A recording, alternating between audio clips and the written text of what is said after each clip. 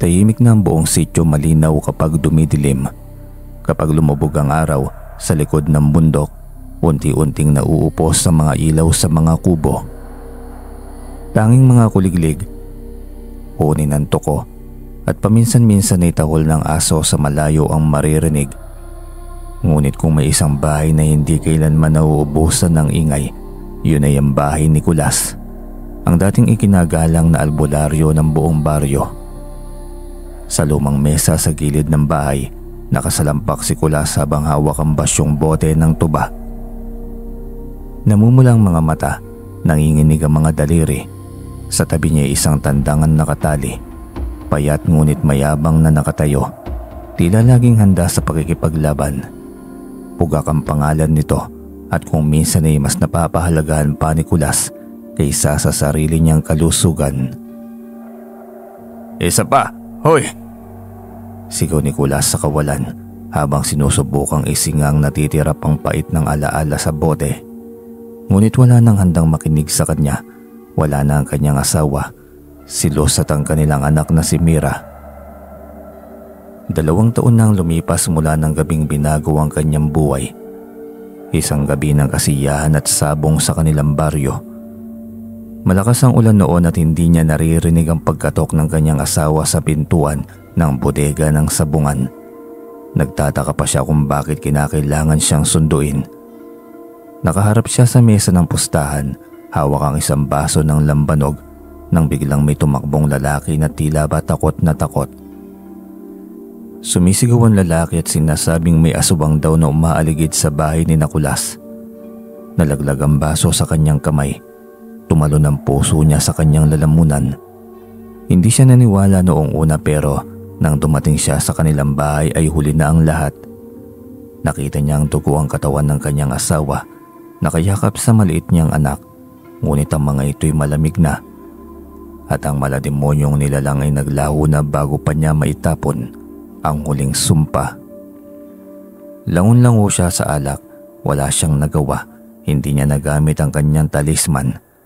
Dasal, nipagbag, lahat ng kanyang kaalaman ay naging walang saysay dahil sa isang gabi ng kahinaan. Simula noon ay bumagsak na ang buhay ni Kulas. Ang dating matuwid na albularyo ay naging lasinggero at sabungero. Halos araw-araw nakikipagsugal sa kapalaran ng tandang, ngunit lagi ring talo. Kahit sabay ang pag-iyak ng kanyang bulsa at konsensya, ang mga tao na dati ay lumuluhod sa harapan ng kanyang kakayahan, ngayon ay lumalayo. Sila mismo ang unang nagkukwento na siya ang may kasalanan sa trahedyang iyon. "Ang albularyo, tinalo ng sariling bisyo," bulungan ng mga kapitbahay. May mga panahong gusto niyang tapusin ang lahat, pero sa tuwing tinitingnan niya ang hibla ng buhok ng anak na naipit niya sa kanyang lumang kwintas, napapaungol na lamang siya ng galit. Hindi sapat ang kamatayan, kailangang makaganti siya, kailangang mahanap niya ang aswang na yon. Kaya kahit basag na ang buhay niya, tuwing gabi naaalala niya ang pagiging albularyo at ang kanyang misyon ay pagiganti ang mahal niya sa buhay. Isang dapit hapon, dumating ang matandang babae na nakaalampay ng lumang tapis sa pintuan ni Kulas, si Aling Sion. Ang naging parang ina niya sa pagkabinata, ang tanging hindi sumuko sa kanya. "Kulas, kailangan kanila sa kabilang baryo. May batang may sakit. Hindi daw tumatalab ang mga gamot ng health worker eh." Pero hindi gumagalaw si Kulas. Nakatulala lamang sa bote ng tuba, parang may iniintay na sagot mula roon. "Hindi mo ba naiintindihan? Ikaw lamang ang pag-asa nila." Dagdag pa ni Aling Sion, nanginginig ang tinig. Tumawa si Kulas. Pikit mata't puno ng pangungutya sa sarili. "Ako, pag-asa, hindi ko nga nailigtas ang sarili kong pamilya. Paano pa kayang ililigtas ko ang iba?" Nilapitan siya ni Aling Sion at pinisil ang balikat. "Hindi mo man sila nailigtas, may mga buhay pang maaari mong matulungan." At doon siya tinitigan ni Kulas. Sa unang pagkakataon, sa napakatagal na panahon, nanggigilid ang luha ni Aling Sion. Hindi niya kailanman nawala ang tiwala sa binatang pinalaki niya. Kung hindi mo pa kayang patawarin ang sarili mo, siguro oras na para magsimula ka sa ibang tao. Parang kumislot ang puso ni Kulas. Matagal nang natutulog ang bahagi niya bilang albularyo, ngunit hindi yun namatay. Sugatan lamang at tila iyon na ang oras para subukan niyang lumakad muli. Inilot niya ang sariling sentido, kumuha ng lumang bag na punong-puno ng mga halamang gamot, langis, mutya, at pulbos na siya mismo ang gumawa. Dinampot din niyang mahiwagang baston na pamana ng kanyang yumaong maestro. Aling Sean, hindi ko alam kung kaya ko pa. Kaya mo yan, alam kong kayang-kaya mo. Nilingon niya si Pugak, ang tandang na tila sumang-ayon. Nagpalipad ng balahibo, tumikhim ng pakpak at tumilaok ng pagkalakas-lakas. Pugak, samahan mo ko. Madilim na nang makarating sila sa maliit na kubo ng pamilya sa kabilang baryo. Nakahiga sa sahigang batang lalaki, namumutla, malalim ang hinga, may malamig na pawis sa noo. Nilalapitan nila siya at agad na napansin ni Kulas ang kakaibang marka sa leeg nito. Parang kagat, ngunit nakatago sa ilalim ng pagkaitim at pamamaga. Napangiwi si Kulas at kilala niya ang tandang marka. Hindi ito simpleng karamdaman. Sumipol sa takot ang ina ng bata. Kulas, kaya mo ba? Sabi nila'y nilapitan daw ng nilalang ang anak ko. Nagdama ang mga mata ni Kulas sa Aling Sean. Sinindihan niya ang kandila sa gitna ng sahig, naglatag ng dahon ng ikmo, luya, asin at langis ng niyog. Pinaghalo ang mga ito habang nagdarasal ng Latinong orasyon. Unti-unting pumula ang marka. Umuungol ang bata, nagsisigaw at parang may pilit na lumalabas mula sa kanyang bibig. Isang maitim na usok na kumikembot sa taob ng sinag ng kandila. Kinilibutan ng lahat pero hindi si Kulas. Napaigpit na lamang ang hawak niya sa baston. May mas masahol pa rito, bulong niya.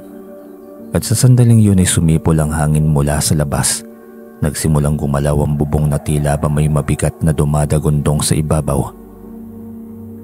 Kasunod ay may kumalalkad sa dingding, matalim, may kuko. Ang ina ng bata ay napasigaw ng aswang. Hindi na nagduda pa si Kulas. Narito ang nilalang na tumapos sa kanyang pamilya. Ang puso niya tila sinilaban. Kung ikaw yan, dito na magtatapos ang kwento mo. Garalgal niyang sabi, nanginginig sa galit. Umigop siya ng malalim na hininga. Itinuro ang baston sa hagdan at sa unang pagkakataon matapos ang 2 taon. Muling sumigaw ang albularyo ng isang orasyon ng pakikipagdigma.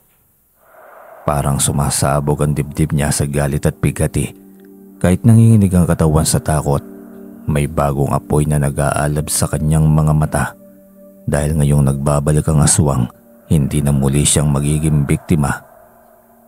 Subalit tila nang malaman ng aswang na naroon na si Kulas, ay bigla na lamang itong naglaho at gumaling na lamang din bigla ang bata. Kaya naman, wala nang nagawa si Kulas kung hindi ang umuwi na lamang. Lumipas ang ilang araw matapos ang gabing muling bumulaga ang bangungot sa buhay ni Kulas. Bagamat muling nararamdaman niya ang dugon dumadaloy bilang albularyo, agad naman siyang bumalik sa lumang bisyo. Tila mas nananaig ang kirot at galit kaysa sa pag-asa. Sa tuwing naaalala niya ang aswang na muling nagpakita, imbis na harapin ito, ay mas lalo siyang nagtatago sa bote ng alak. Para sa kanya ang pagkalasing ang tanging paraan upang sandaling gumaan ang dibdib at makalimot sa mga ipinasang kasalanan ng kapalaran. Wala naman talagang saysay na ang buhay kong ito. Madalas niyang ibulong habang nakatingin sa mga lambanog na umiikot sa mesa sa gitna ng sabungan. Si Bugak ay palaging kasama ni Kulas. Sa talo, sa panalo, ngunit mas madalas na talo. Araw-araw, mayat maya ang pagkayamot ng mga kasabong sa kanya. Aba Kulas, talo na naman. Baka gawin mo ng pulutan yung tandang mo. Sabay hagigikan ng mga lasing na barako. Walang imik si Kulas. Ubos na ang lakas niya sa pakikipagtalo. Pati ang dignidad niya'y lumbog na sa putikan ng sabungan. Ipinangako niya noon ay iwas na siya sa bisyo, pero heto siya, patuloy na lumulubog sa lalong malalim na pagkawasak. Isang hapon, matapos ang sunod-sunod na talo, napilitang umuwi si Kulas ng umaga. Habang hila-hila ang kanyang kariton, napadaan siya sa masukal na bahagi ng kagubatan. Dito na nagiba ang ihip ng hangin. Mula sa damuhan ay may naririnig siyang mahihinang hiyaw, maliit na tinig, tila nang hihingi ng saklolo. "Saklolo, tulungan niyo po ako!" Sigaw ng munting boses. Napahinto si Kulas. Nanlaki ang mga mata. Hindi tao ang boses at masyadong matinis. Parang sa kulisap ngunit may malinaw na pananalita. "Sino ka? Nasaan ka?" Tanong niya habang naghahanap ng pinagmumulan ng tinig. Mukhang nanggagaling ito sa ilalim ng mga gumagapang na ugat ng punong kahoy na halos bumalot sa isang maliit na butas sa lupa. Lumuhod si Kulas at sinubukang sumilip. Nakita niya ang kakaibang nilalang, maliit na lalaki, kasing taas ng bote ng lambanog, may suot na berdeng baro at pulang sombrero. "Duwende!" Bulong ni Kulas na halos napataras. Ang maliit na nilalang ay nakulong sa pagitan ng gumuhong lupa at ugat. Hindi ito makatakas at mukhang nasasaktan. "Ano pang hinihintay mo? Tulungan mo ako rito! Hindi ako marunong lumipad!" Sigaw ng duwende. Halatang iritado ito. Hindi alam ni Kulas kung dahil ba sa awa o dahil wala talaga siyang pakialam kung ano man ang mangyayari sa kanyang buhay. Pero tinulungan niya ang duwende. Gumamit siya ng maliit na patalim. Inalis ang mga ugat na nakaharang at dahan-dahang hinatak ang munting katawan palabas. Nang makahinga na ito ng maluwag, agad na nagpagpag ng alikabok ang duwende at tumingala kay Kulas. Nakapamaywang. "Kung hindi ka nakarating baka nadurog na ako. Isang utang ng buhay ang pinanghahawakan ko sa iyo, Kulas." "Paano mo ako nakilala?" "Matagal na kitang kilala. Matagal ka nang kilala ng aming angkan. Ikaw ay isang albularyo na tinadhanang magiging tagapagbantay ng hangganan ng tao at engkanto." "Baka nagkakamali ka ng tao." "Hindi ako nagkakamali. Alam ko ang hirap na dinanas mo. Alam ko rin ang galit at pagod na kinikimkim mo. Ngunit buhay ka pa at hanggat nabubuhay kay may dahilan." Napayoko si Kulas. Hindi niya alam kung bakit parang may kirot sa bawat salitang naririnig niya. Matagal nang walang tumitingin sa kanya bilang may kwenta. Dumukot ang duwende sa maliit niyang sako at inilahad ang isang makinang na bato. Kulay asul na parang islap ng buwan sa dagat. "Tanggapin mo itong mutya. Ibibigay ko ito bilang pasasalamat." "Mutya?" "Oo, habang nasa ito'y gagaling ang tandang mo sa sabong. Lagi siyang magiging maagap at agresibo. Hindi ka matatalo. Basta huwag mo itong gagamitin sa kasakiman." Namilog ang mga mata ni Kulas. Sa wakas, pagkakataon upang makabangon, upang magkapera, upang tuluyang makalimot. Tinanggap niya ang mutya. Hawak iyon na parang piraso ng pag-asa. "Salamat, salamat," mahina niyang sabi. Ngunit dumilim ang mukha ng duwende. "Tandaan mo, Kulas, ang mutyang yan ay sumusubok din sa puso ng taong may hawak nito." Napatingin si Kulas sa mutya. Nagliliwanag yon sa kanyang palad. May kakaibang init na lumilipat sa kanyang mga ugat. "At ano naman ang sinusubok nito?" "Kung kaya mong pigilan ang kasamaan na gagawin ng sariling pagnanasa. Dahil ang bawat swerte ay may kapalit." Hindi agad nakaimik si Kulas. Ngunit nang ibaba niya ang tingin sa hawak na bato, unti-unting umaangat ang kilay niya. Isang ngiti ang gumuhit sa kanyang labi. Hindi ng kasamaan, kundi ang pagkagulat na may muling dumapo sa kanyang pag-asa. "Simula bukas, hindi na ako kawawa." Kinabukasan ni balik sa bungan si Kulas. Ngunit ngayon ay may dalang bagong lakas. At si Pugak ay tila ba ibang iba. Mas matapang, mas maliksi at hindi takot kahit kaninong tandang. Una niyang kalaban ay isang sikat na sabongero. Lahat ay nagtawanan nang makitang silang dalawang nagharapan. Aba Kulas, sa wakas, ilalaban mo rin yung manok na walang kwenta matapos matalo lahat ng mga manok mo. Itong huling manok mo talagang ilalaban mo, itong si Pugak. Ngunit nang magsimula ang laban, bumaligtad ang mundo ng sabungan. 1, 2, 3 sunod-sunod na tiklos ng tuka at sipa. Bagsak ang kalaban. Nag-ingay ang buong sabungan. Hindi makapaniwala ang lahat. Nanalo si Kulas. Sunod na laban ay panalo na naman. Sumunod pa'y panalong muli.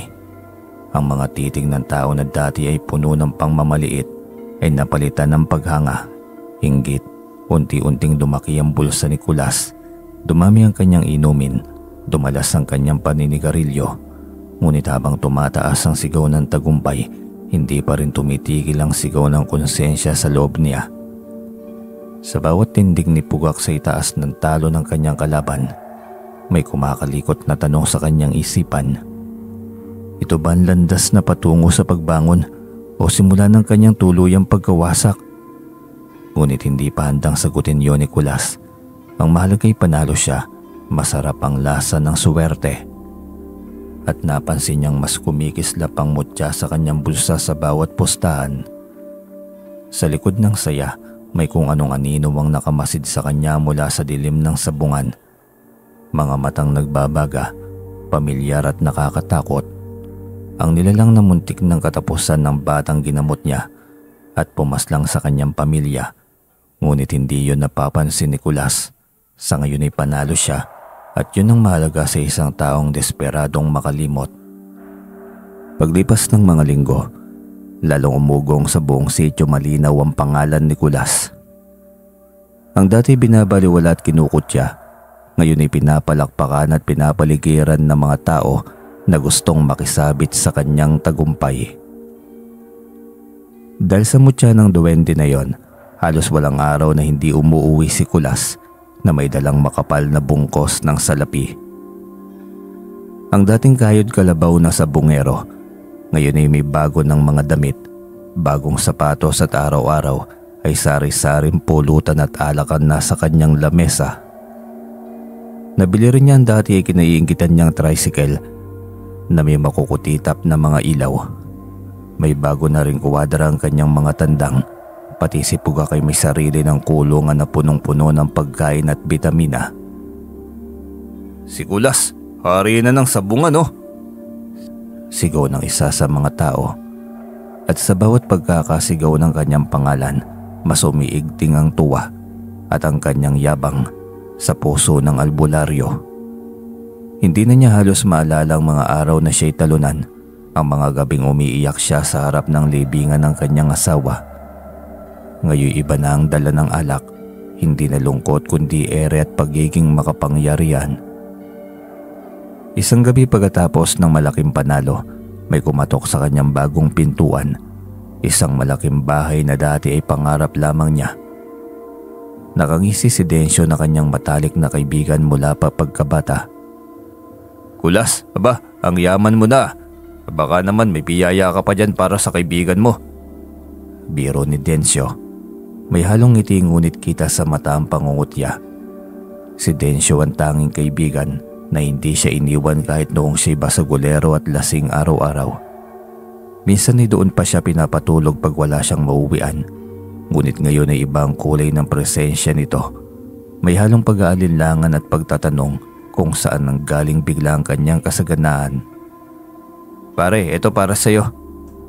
Pambili ng bagong motor mo para hindi ka na lumakad ng lumakad. Napangiti si Densyo at tumawa ng malakas. Ayos talaga. Sana noon mo pa to ginawa eh. Ngunit sa likod ng tawa nito ay may kalmot ng inggit na unti-unting tumitibok sa kanyang dibdib. Dahil dati si Densyo ang inaasahan at sinasandalan ni Kulas. Siyang tagapagtanggol, siyang matikas at kinatatakutan. Ngunit ngayon, nilamon siya ng katotohanan ng ang dating inutil na kaibigan ay lumampas na sa kanya. Habang pinagmamasdan niya ang mga mamahaling kagamitan sa loob ng bahay, may kumikislap na galit sa kanyang mga mata. Isang galit na may hugis ng pangil. Habang sumisigla ang buhay ni Kulas ay lalong na itatago sa kanyang isipan ang anino ng nakaraan. Ngunit kahit gaano katamis ang alak, may mga sandaling nanunumbalik ang kirot. Kapag gabi na at ang lahat ay nakatulog na, lumalabas ang bakas ng kanyang sugat.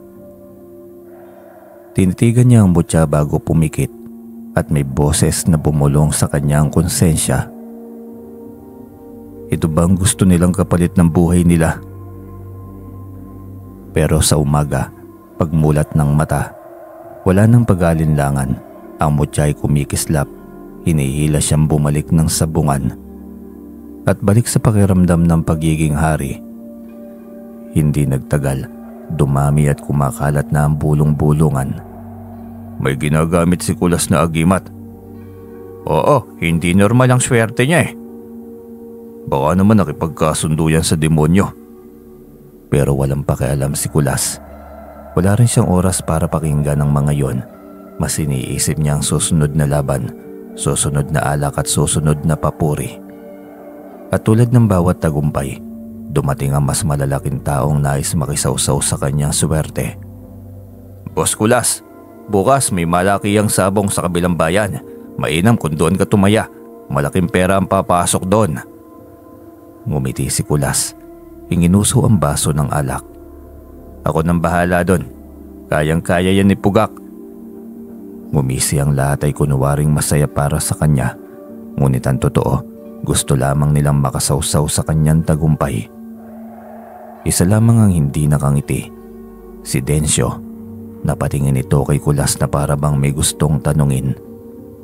Gusto niyang itanong kung paano niya ito ginawa.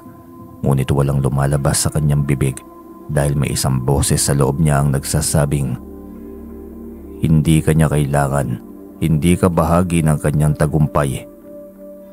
Nang sumapit ang araw ng malaking sabong sa kabilang bayan, naging center of attraction si Kulas pati na rin si Pugak. Bitbit niya ang mutya, nasa bulsa, malapit sa dibdib. Kuminang ito nang sabay sa sigaw ng mga tao. Si Densyo ay nasa tabi niya. Tahimik ngunit nakamasid lamang. Pare, sigurado ka ba? Baka isang malaking talo ang kapalit nito. Ngumisi si Kulas, tila ba puno ng kumpiyansa sa sarili. Wala nang talo ngayon, Densyo. Ako na may hawak ng aking kapalaran. Ngunit napansin ni Densyo na ibang kislap ng mutya. Hindi yun liwanag na nagbibigay buhay. Liwanag iyon ng guhit ng kasakiman. Nagsimula na ang laban. At tulad ng inaasahan, isang bagsak lamang ay panalo si Pugak. Tumili ang mga lalaki sa tuwa. Nagpalakpakan, nag-ingay na para bang pista. Sa gitna ng sigawan ay tumingin si Kulas kay Densyo at bumulong. Dati gusto ko nang mamatay na lamang sa kahihiyan. Pero ngayon, nasa itaas na akong muli. Dahan-dahang tumawa si Densyo. Mabagal, malamig, parang halakhak ng nilalang sa dilim. Talaga lang, Kulas, nasa itaas ka na. Pero tandaan mo, mas madali ka mahuhulog kapag nasa mas mataas ka. Parang nanindig ang balahibo ni Kulas, ngunit agad din niyang itinaboy ang kaba. Siguro'y lasing lamang ang utak niya o baka sobrang tuwa sa panalo.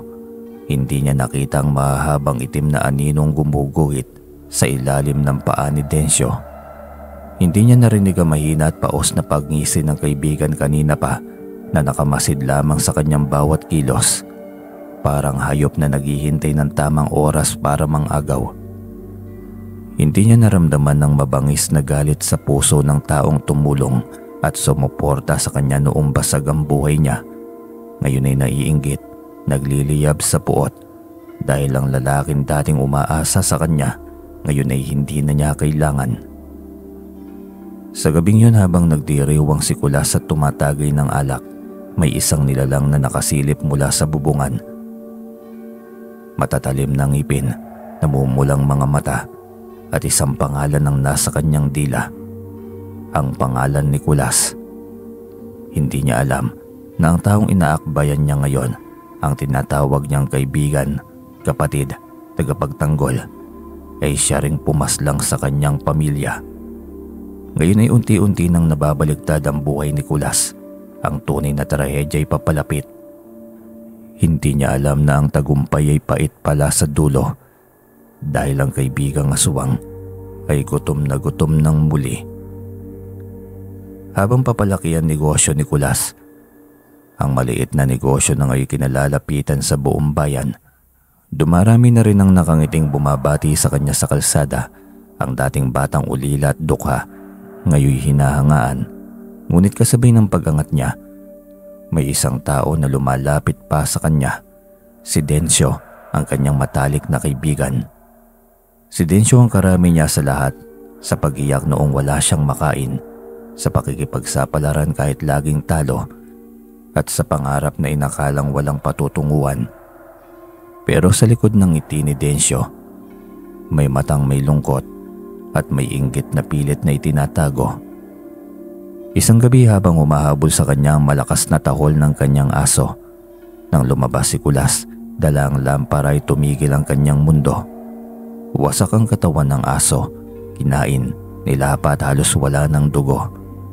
Hindi ito gawa ng leon o ng baboy ramo, ito ay kagat ng aswang.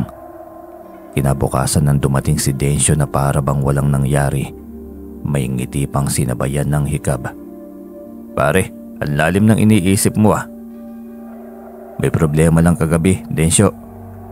Pero ang mas napansin niya, ang amoy ng dugo sa damit ni Densyo at ang kanyang mga mata hindi ka noon kadilim tulad dati. Hindi. Maaaring si Densyo yon. Sa bayan, si Densyo ang palaging laman ng usapan. Kakaibang pagkakaroon ng tiwala ng mga tao sa kanya. Nakakapagtaka, parang may hipnotismo ang mga salita niya. Isang tingin, isang tango, sunod kaagad sila. Pero habang tumitindi ang impluensya niya ay dumarami ang bangkay sa baryo. Mga misteryosong pagkamatay, mga katawang natuyuan ng dugo. At laging naroon si Densyo na binansagan din na leon. Kung bakit? Dahil siguro sa bangis nito. Laging may dahilan kung bakit siya naroon. Minsan habang nag-uusap sila'y may sinabi itong hindi makakalimutan ni Kulas. "Uy Kulas, ang swerte mo ah. Ikaw lang tong biglang umangat. Ako hanggang ngayon nananatili pa rin." Pero hindi na niya tinuloy. Puno ng kirot ang tono. "Kaibigan kita, Densyo. O pwede rin kitang tawaging Leon dahil yan naman ang bansag sa'yo. Masaya ako kung anong meron ako. Para sa ating dalawa naman yan eh." Subalit ang tugon ng kaibigan ay isang tinging malamig. "Sigurado ka ba talagang para sa ating dalawa yan?" Muli pang tugon nito. Samantala habang nag-iisa sa kanyang kusina si Kulas, biglang may malakas na kalabog sa bubong. Parang may mabigat na dumapo. May aninong gumagapang sa kisame na tila ba wala sa mundong ito. Nang lumabas siya'y may nakasilip sa bubungan. Payat, mahabang kuko at may mga matang nagbabaga sa dilim. "Leon?" Ngunit bago niya masilayan ng halimaw, nawala ito sa isang iglap lamang. Takot ang tumakbo sa kanyang kalamnan. Hindi na ito maling hinala. Aswang ang kanyang kaibigan. Kinutuban si Kulas na may koneksyon ng lahat sa trahedyang kumitil sa kanyang pamilya, kaya't kinaumagahan ay nagtungo siya kay Aling Rosario, ang matandang nakakita at nakasaksi sa katawan ng kanyang namayapang pamilya. "Aling Rosario, may kailangan po ako malaman. Sino po ba talagang pumaslang sa pamilya ko?" Napakurap ang matanda. Tinawag ang tapang na matagal niyang inilihim. "Ang halimaw na kumitil sa kanila ay hindi estranghero. Kilala mo siya. Malapit siya sa iyo. Tulad ng isang kapatid." Kinapos ng hininga si Kulas. Parang piniga ang kanyang puso. "May marka siya ng sigbin sa balikat. Isang sumpa na kanilang angkan." Agad niyang naalala ang peklat sa likod ni Leon. Hugis sungay. Dati akala niyang aksidente lamang. Nanginginig ang kanyang kamay. Naglalaro sa labi niya ang salitang ayaw niyang paniwalaan. Pagdating sa bahay ay nadatnan niya si Leon. Nakaupo sa hagdanan. Nakangiti. Ngiti ng isang walang sala pero ang matay ibang-iba. Kulas, kanina pa kita hinihintay. Ano, saan ka galing? Parang may iba kang nalaman ah. Sabay tungga ng alak. Tinanguan naman siya ni Kulas. Alam ko na ang totoo. Tumigil si Leon sa pag-inom. Unti-unting humaba ang ngiti. At ano ang totoo? Na ikaw ang pumaslang sa pamilya ko. Pero imbis na magulat ay tumawa lamang ito. Nakakatakot na tawa. Kulang pa ang nalalaman mo, Kulas. Tumayo siya't dahan-dahang parang hayop na papalapit sa biktima. Hindi lang ako ang pumaslang sa kanila. Dumilim ang mata niya. Nagbalat ang ngipin. Ako ang dahilan kung bakit ka lumakas. Ako ang dahilan kung bakit ka nabuhay. Ako ang dahilan kung bakit ka paborito ng kapalaran. Humagulgol ang puso ni Kulas. Bakit kailangan magbalik ang taong pinakamahalaga sa kanyang buhay bilang isang halimaw? Pero ngayon, kapag nawala ka, ako na ang papalit at ako na ang aangat. Doon na tuluyang bumagsak ang mundo ni Kulas. Madaling araw noon na tahimik ang buong baryo, pero sa loob ng bahay ni Kulas, naglalaban ang dalawang pusong minsan ay pinagbuklod ng tunay na pagkakaibigan. Isang pusong sugatan at isang pusong hayok sa paghihiganti. Si Dencio o si Leon, unti-unting lumantad ang tunay na anyo. Naglalakihan ng bagang, lumalapad ang likuran, kumikislap ang mga matang kulay ng demonyo. Ang dating kaibigang nagtanggol sa kanya noong kabataan ay ngayoy halimaw na handang lamunin siya ng buhay. Alam mo, Kulas, pinakinggan kita habang umiiyak noon sa puntod ng pamilya mo. Sinabi mo, kung may pagkakataon lang akong bumawi, gagawin ko ang lahat. Ngayon, ako ang pagkakataon mo. Ako ang nagbigay sa iyo ng laban at ako rin ang babawi ng buhay mo. Mariing nakapikit lamang si Kulas. Gumuhit sa isipan niya ang alaala ng anak na may hawak na laruan. Ang asawa niyang tinawag siya ng mahal. Sa huling pagkakataon, ang mga sigaw na noon ay wala siyang lakas para labanan. Pero ngayon, hindi na siya ang dating lasinggerong talunan. May bigay ng duwending lakas sa kanyang dibdib, ang mutya na nakaukit sa kaluluwa. Huwag mong tungisan ang alaala nila. Hindi mo kailanman magiging katuparan ng paghihiganti ko, kundi ikaw mismo ang katapusan nito. Sa unang pagkakataon ay natakot si Leon, hindi dahil sa lakas, kundi dahil sa liwanag ng mga mata ni Kulas. Liwanag ng taong handang isakripisyo ang sarili para sa tama. Tumalon si Leon ng mataas. Pumulandit ang pader sa lakas ng pagbagsak ng kanyang mga kuko. Agad na umatake si Kulas, sinuntok ang dibdib ng halimaw ng buong lakas. Parang bulalakaw ang bawat tama, nagpupuyos ang mutiya, nag-aalab ang kanyang katawan ng kakaibang sigla. Ako dapat ang yumaman, Kulas. Ako dapat ang hinahangaan. Hindi ka karapat-dapat, inggitero! Sigaw ni Kulas habang inuundayan ng sipa at suntukan nila lang. Tila lumilindol ang sahig sa bawat pagbangga nila. Nabibitak ang mga dingding. Nagbabagsakan ng mga gamit na minsan ay simbolo ng pag-angat ng buhay ni Kulas. Ngunit ang halimaw ay hindi basta sumusuko. Sa isang iglap ay sinunggaban nito ang balikat ni Kulas at kinagat. Malalim, dumugo. Minahal kita na parang kapatid, pero mas minahal mo ang mundo. Ang dapat ay nasa putik pa.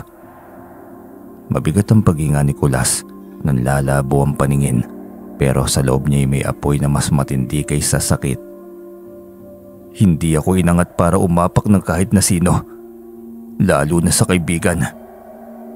Humigpit ang kamao. Sa huling bitaw ng kanyang kamao ay sinuntok niya ang dibdib ni Leon. Saktong-sakto sa pusong nagdilim na sa inggit. Tumigil ang oras, dugo ang napaluhod si Leon. Kulas, patawad. Huling sambit nito. Lumod si Kulas at tinalalayan ng kanyang ulo. May bahagi ng puso ko na ayaw kitang paslangin, pero mas masakit kung hahayaan kitang pumaslang ng iba. At sa huling paghinga ni Leon, na walang itsura ng halimaw, nagbalik ang anyo ng kababatang laging nandoon para sa kanya na winasak ng sariling kasakiman. Kasabay ng pagpatak ng luha ni Kulas, tuluyan ng sumuko ang kanyang dibdib sa kawalan. Ang katahimikang sumunod, mabigat na parang libing. Kinabukasan ay kumalat sa bayan ng paglaho ni Kulas. Iniwan ang mga negosyo, iniwan ang bahay, iniwan ang lahat ng kayamanan. Isang lalaking albularyo ang nagbalita. Bago siya umalis ay pinagkatiwala niya ang buong yaman sa mga ampon ng simbahan. Lahat binigay niya sa mga batang katulad niya dati na walang mga magulang. Nagulantang ang bayan. Ang yaman na minsan niyang pinaghirapan, hindi niya tinuring na sa kanya. Walang pagpapaalam, walang despedida o pista ng pasasalamat. Tahimik na lumisan ng taong minsan nilang kinutya dahil alam niyang hindi ang yaman ang tunay na gantimpala sa buhay. Makalipas sa mga buwan, may mga nagsasabing may lasing daw na albularyo na gumagala sa malalayong baryo, tumutulong sa mga may sakit kahit walang kapalit. Nagpapagaling at nagtataboy ng mga masasamang nilalang. Mayroon ding nagkukwento. May nakasalubong akong lalaking may peklat sa balikat. Ang sabi niya ay nilalabanan daw niya ang mga kampon ng kadiliman na umiikot sa mundo. At tuwing may katanungan kung sino yon, may isang nakakatanda sa baryo na laging ang itinutugon. Si Kulas yun, ang albularyong minsan ay sinubok ng kapalaran at pinili pa ring maging mabuti.